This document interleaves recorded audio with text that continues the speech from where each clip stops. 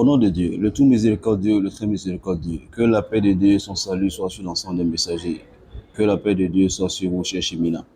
Aujourd'hui, nous allons nous intéresser au phénomène des décès qui ont eu lieu pendant ces derniers temps. Nous avons assisté au décès de plusieurs jeunes personnes, mais également nous avons assisté au décès de plusieurs autres personnalités. Ce qui retient généralement notre attention, c'est le décès des jeunes pleins de talent, des jeunes pleins, n'est-ce pas, d'avenir, des jeunes avec toute cette vigueur, toute cette vivacité qui s'éteignent en un laps de temps sans que nous ne comprenions qu'est-ce qui se passe exactement. Alors, ce que nous devons savoir que la mort n'a pas d'âge. La mort n'a pas de catégorie. La mort est un phénomène naturel. La mort est inhérente à notre vie. C'est-à-dire, quand tu vis, c'est que tu vas partir. La difficulté, c'est de savoir quand est-ce que nous allons partir. Et vous savez que lorsque vous n'avez pas négocié votre arrivée, vous n'allez pas négocier votre départ. Dans la Sourate 67, versets 1 et 2, le Seigneur nous dit Tabaraka alladhi biyadihi al-mulk wa huwa ala kulli shay'in qadir. Il dit béni soit celui à qui appartient la royauté et qui est capable de tout. Alladhi khalaqa al-mawta wal hayata liyabluwakum ayyukum ahsanu amala. Celui-là qui a créé la mort et la vie afin de vous éprouver et de savoir lequel parmi vous va faire de bonnes œuvres. La mort n'est pas une fatalité pour Dieu. La mort n'est juste qu'un retour vers lui afin de pouvoir nous évaluer. Dans notre existence, il y a trois éléments. Il y a nous, il y a la vie et puis il y a la mort. Nous trois avons été créés pour des fonctions bien précises. Donc la vie n'est pas cruelle. La vie n'a simplement pas d'état d'âme. La vie est plaisante, mais elle ne plaisante pas. La vie est belle, mais elle ne transige pas sur la durée que l'on va effectuer, n'est-ce pas, en son sein. Dans la sourate 7, verset 34, le Seigneur nous dit il dit que chaque communauté, chaque humain, toute personne a un thème bien déterminé. Il dit lorsque le thème arrive, personne ne peut reculer l'échéance ou encore retarder. C'est ce qui arrive. Lorsque nous arrivons dans la vie, le drame, c'est qu'on ne nous dit pas combien de temps exactement nous allons passer dans la vie. Nous arrivons, nos parents sont heureux, l'entourage est heureux, mais aucun d'entre nous ne sait exactement le temps qui a été prévu pour notre existence sur la terre. C'est pour cela, lorsque quelqu'un s'en va de sitôt, ça nous choque, ça nous offusque, mais en réalité, nous n'avons pas raison, puisque nous n'avons pas négocié, n'est-ce pas, son arrivée. Ce qui est plus important, chers frères, chers sœurs, chers cheminants, c'est la qualité de vie que nous allons mener. Parce qu'il y a deux éléments dans la vie. Il y a le niveau de vie et puis il y a la qualité de vie. Le niveau de vie, ça dépend de Dieu, ça ne dépend pas de nous. Nous ne dépendons pas de naître dans une famille ou dans une autre famille. Vous pouvez naître dans une famille de riches et à la fin, vous devenez pauvre. Vous pouvez naître dans une famille de pauvres et à la fin, vous devenez riche, tout simplement parce que dans la Sourate 43, verset 32, le Seigneur nous indique que c'est lui qui fait la répartition des niveaux de vie. Mais la qualité de la vie dépend de nous-mêmes. Est-ce que nous allons avoir une vie de débauche ou bien nous allons avoir une vie rangée, une vie de vertu? Cela dépend de nous. Et comme cela dépend de nous, le Seigneur nous avertit dans la Sourate 53, il nous dit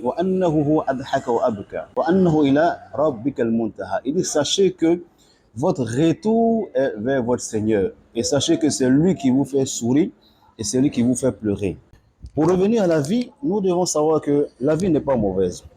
La vie n'est pas mauvaise, elle n'a simplement pas d'état d'âme. Elle a des codes qu'il faut respecter, des règles qu'il faut suivre, des enseignements dont il faut s'inspirer, bon espoir, pour mieux l'apprécier. Elle ne transige pas sur la durée que nous avons à faire sur cette terre. D'ailleurs, dans la sourate 7, verset 32, le Seigneur nous dit لِكُلِّ أُمَّةٍ أَجَلٌ فَإِذَا جَاءَ أَجَلُهُمْ لَا يَسْتَأْخِرُونَ عَنْهُ سَاعَةً وَلَا يَسْتَقْدِمُونَ.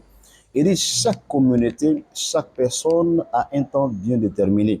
Lorsque le temps est arrivé, personne d'entre vous ne peut retarder l'échéance, encore moins avancer l'échéance. Donc, ça veut dire, inéluctablement que nous allons nous en aller. Partir vers le Seigneur se fait par plusieurs voies. Il y a la mort elle-même, il y a le meurtre, c'est-à-dire quelqu'un qui l'occasionne, il y a le suicide, c'est-à-dire la personne même qui se donne la mort, il y a aussi l'exposition de sa vie aux activités dangereuses. Par quelle voie est-ce que nous sortons de cette vie-là? C'est cela qui nous incombe. Quel que soit l'âge que nous avons, nous devons savoir que nous pouvons retourner vers Dieu à tout moment. Alors donc, ce qui est recommandé, c'est la discipline. Il faut que nous ayons une vie très disciplinée, une vie organisée, une vie ordonnée. La richesse ne justifie pas la vie de débauche, non. Au contraire, ça justifie que tu sois reconnaissant vis-à-vis de Dieu. La pauvreté non plus ne justifie pas la vie de débauche. Quoi qu'il en soit, chacun d'entre nous arrive à vivre avec le minimum. Alors la vertu est l'élément que nous devons cultiver. Ce que nous pouvons dire aux différents proches qui ont perdu des personnes chères, c'est d'abord de ne pas en vouloir à Dieu, parce que ces personnes-là nous avaient été confiées juste pour que nous passions quelque temps avec elles. C'est ce qui est arrivé. Nous en avons bénéficié, nous avons été heureux de leur présence auprès de nous. Et lorsque ces personnes-là s'en vont, ce qui nous revient, c'est de ne pas les oublier dans nos prières, dans nos aumônes, n'est-ce pas, de leur dédier vraiment ce dont ils ont besoin pour avoir le repos dans la tombe. Parlant de repos dans la tombe, on ne peut pas avoir le repos dans la tombe si au cours de ta vie, tu n'as pas préparé toi-même ce repos-là de la tombe. Ça, c'est pas possible. C'est-à-dire que tu ne peux pas avoir une vie de débauche, une vie désordonnée, une vie comme tu veux, et souhaiter avoir, n'est-ce pas, le repos de ton âme qui correspond au respect de certaines règles et obligations. Parce que le repos de l'âme ne se fait pas de manière factuelle. Ce n'est pas parce qu'on est enterré que nous reposons automatiquement. Ce n'est pas parce qu'on est enterré que notre âme repose en paix automatiquement. J'étais à un enterrement dans une ville de la Côte d'Ivoire lorsque l'imam a pris la parole pour exhorter ceux qui étaient à l'enterrement. Et il a dit ceci: lorsqu'on vient enterrer une personne, le messager dit priez pour la personne parce que la personne sera interrogée sur chaque détail de sa vie. Et il a dit quoi?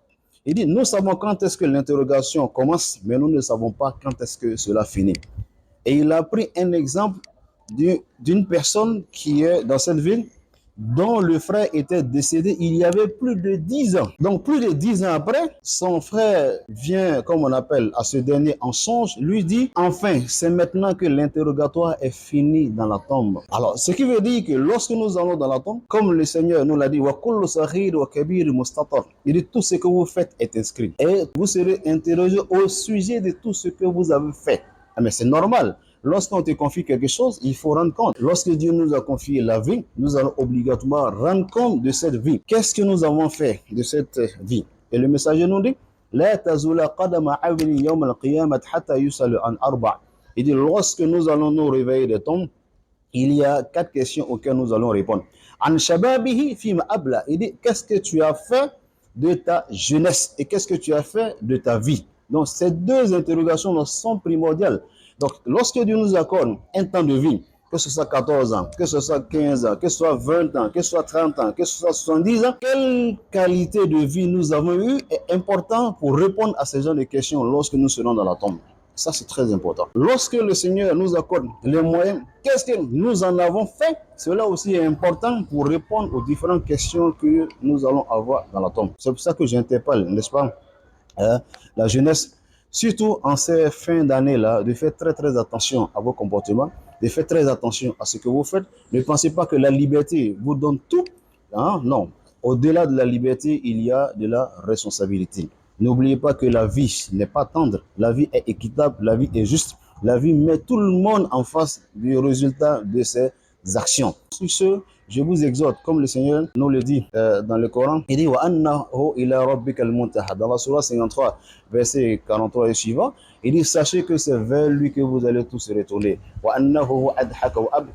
Sachez que c'est lui qui vous donne le sourire dans la vie de ci-bas et c'est lui aussi qui crée les occasions qui vous font pleurer dans la vie de ci-bas. Alors donc, ce qui est plus important, chers frères, chers cheminants, c'est de miser sur la qualité de vie. Que le Seigneur, n'est-ce pas, nous donne la bonne compréhension de la vie et qu'il nous aide à mieux nous comporter et qui nous aide à avoir une qualité, n'est-ce pas, de vie qui nous permette d'avoir non seulement la stabilité, la tranquillité dans la vie de ci-bas, mais aussi qui nous permet d'avoir, n'est-ce pas, le repos dans la tombe lorsque tout le monde va nous abandonner et que nous serons seuls dans notre tombe. Sur ce, que la paix de Dieu soit sur vous.